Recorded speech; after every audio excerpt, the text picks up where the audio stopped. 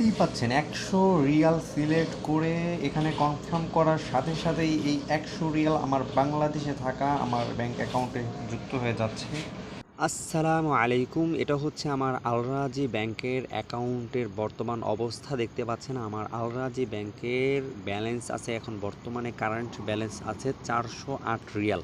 তো আমি এই ভিডিওতে দেখিয়ে দিব যে কিভাবে আপনারা খুবই সহজে আপনাদের আলরাজি ব্যাংকে অ্যাকাউন্টে যেই রিয়ালগুলো আছে খুবই সহজে আপনারা বাংলাদেশের আপনাদের যে কোনো ব্যাংকের অ্যাকাউন্টে কিন্তু টাকাটা অ্যাড করতে পারবেন। কোনো ধরনের ব্যাংকে যেতে হবে না, কোনো ধরনের হ্যাসেল পোহাতে হবে না। আপনারা চাইলে খুবই সহজে আপনাদের হাতে থাকা স্মার্টফোনের অ্যাপ্লিকেশন থেকে খুবই সহজে আপনারা বাংলাদেশে টাকা ট্রান্সফার করতে পারবেন। তো আমি আপনাদেরকে এই ভিডিওতে এইটাই বিস্তারিত দেখিয়ে দেব। তো আমি আপনাদেরকে দেখাই বেশি কথা না বলে কিভাবে টাকাটা ট্রান্সফার করতে হয়।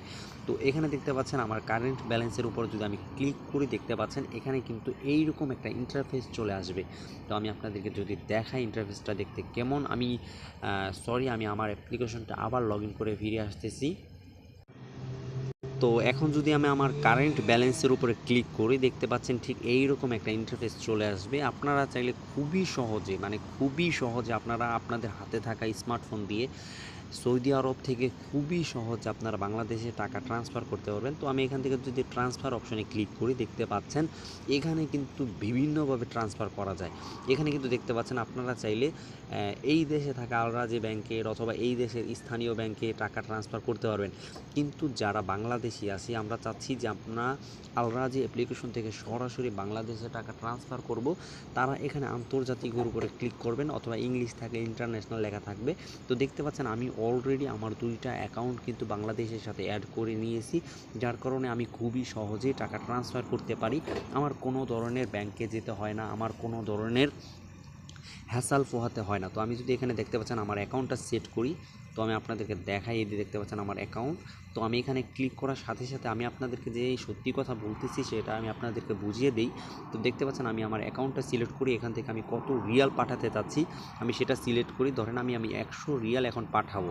তো আমি এখানে যখন 100 রিয়াল সিলেক্ট করে এখানে ক্লিক অপশনে ক্লিক করব, তো দেখতে পাচ্ছেন এখানে পরবর্তী ক্লিক করার সাথে সাথে 100 টাকায় কত 100 রিয়ালে আমি বাংলাদেশি কত টাকা পাবো এবং কত টাকা ভ্যাট কাটবে, সমস্ত ডিটেলস কিন্তু এখানে ভেসে উঠবে। তো আমি যদি দেখাই, আমি যদি 100 রিয়াল পাঠাতে চাই এই অ্যাপ্লিকেশনের মাধ্যমে, তাহলে আমি বাংলাদেশের 3300 টাকা পাবো। তাহলে আমার 1 রিয়ালে 33 টাকা হচ্ছে। তো এখান থেকে আমি নিশ্চিত অপশনে ক্লিক করার সাথে সাথেই কিন্তু আমার অ্যাকাউন্টে টাকাটা যুক্ত হয়ে যাবে বাংলাদেশে থাকা আমার অ্যাকাউন্টে। তো কিভাবে আমি এটা অ্যাড করলাম আপনাদেরকে আগে দেখিয়ে দিই। আমাদের চ্যানেলে নতুন হলে প্লিজ চ্যানেলটাকে সাবস্ক্রাইব করে পাশে থাকা বেল আইকনটা অবশ্যই অন করে দিবেন।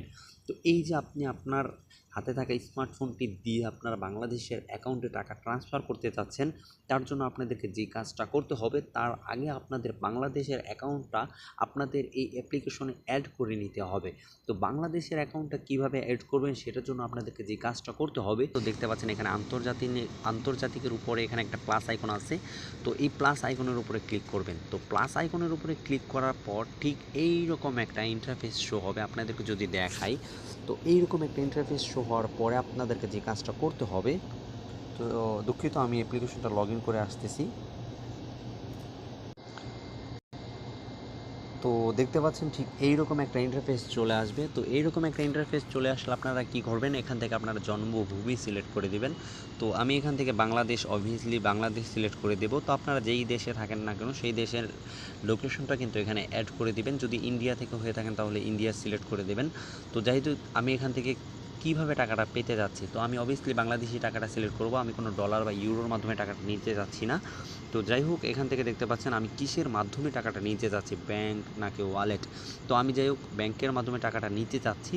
তো আমি এখানে ব্যাংক সিলেক্ট করব এবং এখান থেকে দেখতে পাচ্ছেন আমার ট্রান্সফার মাধ্যমটা সিলেক্ট করতে হবে।